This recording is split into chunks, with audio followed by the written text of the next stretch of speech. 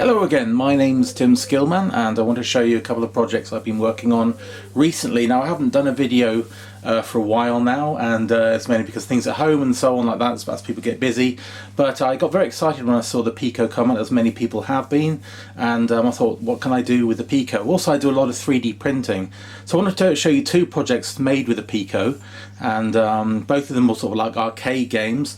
The first one, I both call them Pico Arcade. And the first one I'm going to show you is the one made with the Pimoroni 1.4-inch screen, which I could see what I could do with that.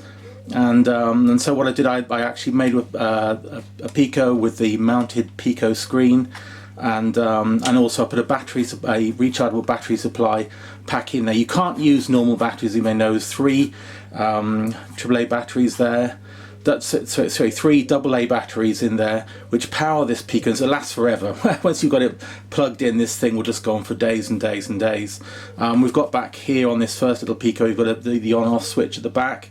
We've also got the boot button, and you can plug in also on the side here your USB lead, if you like, so you can actually upgrade or change the programs on your Pico. So let's just have a quick look at this first one, little Pico Arcade using the Pimoroni screen, and I just turn it on at the side, at the back here. You get one of those battery packs which have a switch on the back, and that's all I did. Turn it on, and straight away we can see that it comes up with the Pico screen. I'll just bring it a bit closer to the camera there, and I made a little game to try out on the Pico to see how it would do using this little screen. Now the thing is, I found this screen, even though it's good fun for experimenting, that sort of thing, it's not much good for gaming.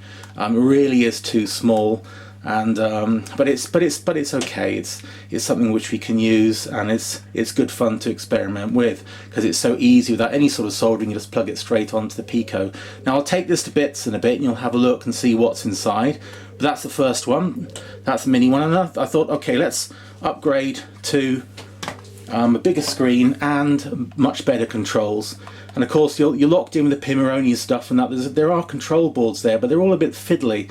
And so on this one I made a much bigger one, and again, this is fully rechargeable. We've got a rechargeable battery in it, and we've also got the side here. You can plug in your lead, you can still change the boot selection there, and you can also it's just got a simple on-off at the side. We'll see why that little on-off switch is like that in a moment. So let's turn it on, and we start off with a few games on this one. I'm using what's known as a PS2 joystick, and I've also attached 4 buttons plus the button that's on the joystick as well. So you've got 5 buttons on this little Pico Arcade here. I mean, also notice that it's using a version of Breakout, and it's just a very simple, very coarse version to test out. And whoops, if I can give an example there. And what's nice about the analog, it's quiet. It's also it's using the analog to digital converter, so it's nice and smooth. And we've also got 4 points of control as well. We can go up, down, left, and right, diagonally as well. So we got the full spectrum of movement in 2D there. And plus I've got a nice big fire button, and if we press the top menu button here, we've got other games we can play. That one you just saw a second ago, I haven't really thought of a name for this, so I'm going to call it Uprising or something. It's a quick game to try out on the Pico. Now this Pico is the standard one you get from the standard one, about £3.60, and it's got no overclocking. It's working very, very well. All the programs are written in C++, so it's nice and fast. And here we have a roto spinning. Now this screen I've got on here, it's only about £10. It's actually cheaper than the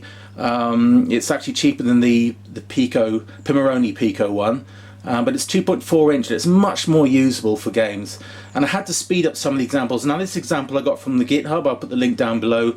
But I actually speeded up using fixed point arithmetic, so it's much faster on a 320 by 240 pixel screen is what we've got here, and that's just an example. And then we've got good old asteroids here, and again it's all working very quick, and it is using a bit of a floating point emulation. As we know, it's got no coprocessor. And we've got another game here which you'll all may know from the past, which is Missile Commander, or a version of it. And I can press I don't know if we can see the details, but we can see the missiles flying up. and we can have a quick game. And then we've got the 6 cities and the 3 different places to fire from. So anyway, we've got Missile Commander, we have Breakout, and we can just press that one button, it switches between the games. So that's all. It's not no overclocking. It's just using the standard 2 megabyte one. If you think about it, like we used to, I remember the old BBC computer only having 32K, and you could get Elite running on those. And so you can fit so much on these little Pico devices. People think of them just as a fairly limited MC, but in fact it's something you can actually put quite a few bits of software on there. Granted, you can't put many images or sounds and stuff. In fact, none of my experiments have sound as yet, although I've got sound working on some of the games on a breadboard. There's not much room for things like pictures and large sound samples, so you're limited to doing vector graphics, which you can do quite successfully, especially with examples like this one. And also you can do things, but it's fast enough to cope with nice gradual shading, like I've got on here. It's certainly, you don't notice any sort of frame drops or anything. It's nice, fast, and smooth. So I was quite, again, I love the speed that you can get out of these things, and it's also running on one processor. So even though it's dual core on these Picos, there's only one processor being used. So we could get a lot more processing power out of this if we wanted to. So anyway, that's these 2 little devices, both using a Pico. And what I'm going to do is quickly just tear these down, so we can take a look and see how they're constructed and what's inside them. Let's do that now. So one of the ideas of these these little Pico arcades is to actually do them so simple. There's hardly any sort of soldering, there's hardly any work, they're nice and quick to put together, and of course they're 3D printed with fairly minimal parts. Now on both these I can pull the side out, and we can have a look inside. There's the battery compartment, and then we have the Pico, and we have the screen on top of it. So what I'm going to do is pull this out just quickly. It just slides out like this, and you can just see it's the Pico display, and we have the battery pack, and it's just lazily soldered to the 2 points that actually will power the Pico up, and that's how it's working. It's very, very simple. 2 solder points and one of these power packs with 3 batteries in it, AA batteries, which you can just turn on and off like so. And now unfortunately you still have to, if you want to boot style, you have to unplug and plug. You can get one of these little buttons which allow you to reset and so on, but it's very, very simple way of making a quick arcade game. 4-button arcades. You've got a little LED as well on the Pico display, but that's very nice, quick and simple to make, and it comes with a little button shield, which allows you to press those buttons more effectively. And of course it's just the box that it fits into there, which is 3D printed, and that takes a couple of hours to print or so. So that's the first one there. That's the first Pico arcade. Now let's take a look at the next one. Again, on this larger Pico arcade, it opens up from the side, and it uses clips, so it clips on nicely into the Pico case. So we have in here, as I said, the PS2 joystick, which is nice and securely screwed down, and we have the standard Pico, and it's also using what you can get from Pimoroni, which is a LiPo Shim, and that LiPo Shim is about almost £7. We've then got the wiring which goes onto the screen, the 2.25 inch screen, and we've got inside here we have a 600 milliamp lithium ion 3.7 volt battery. So that again, it's all done in such a way that it's very, very easy to put together. All of these connectors are just soldered onto the boards, and then it's using DuPont connectors to actually wire it together. So there's hardly any, there's very little soldering apart from actually putting the connectors on themselves to the actual boards. Now the actual Pico has the LiPo, Pico LiPo soldered onto the back of it, and it has a little power button there, which I've utilised by pressing this little bit on the side of the case here to turn it on and off. And it's also got the, as I say, the boot cell button accessible at the back. It's not easily accessible. You can get just a blunt instrument to hold that down while it's plugged in, and then it will allow you to reset and put a game in. So I'm not going to take this to bits. Well, I'll take some of it to bits now. So we can take the top bit off. You can see the buttons inside.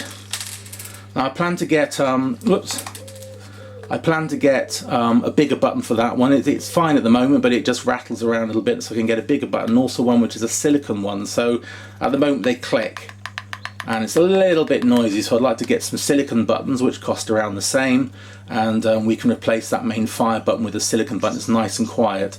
So overall, if I take out this joystick, I can then slide out the button panel, and then I can also slide the rest of it out. It all slides out. It's fairly firmly in there, so it doesn't. It's not, when you wiggle it, it doesn't make any noise. So and it's pretty tough as well. This is printed fairly thickly, so if it takes a fall or a tumble on the ground, it's not going to break easily. So I'm not saying that I haven't dropped it on the floor yet or anything like that, but I just you know, I don't want to test that myself right now as a prototype. But anyway, that's what I've been up to recently, and just to give you an idea. And again, it's all been done in such a way that we can make a very simple arcade game with a few as soldering joints as possible, which is always horrible, and the wiring can be quite often quite horrific to put on the back of Picos and so on like this. And this has the minimal amount of wiring, and you can actually unplug all the wiring very easily with these DuPont connectors. So anyway, I thought I'd give you an update on what's been going on recently, and we'll make these available on eBay at some point, or and also on downloadable forums like Thingiverse or Cults 3D. And but I just wanted to give you an idea of what is coming soon. Thanks for watching.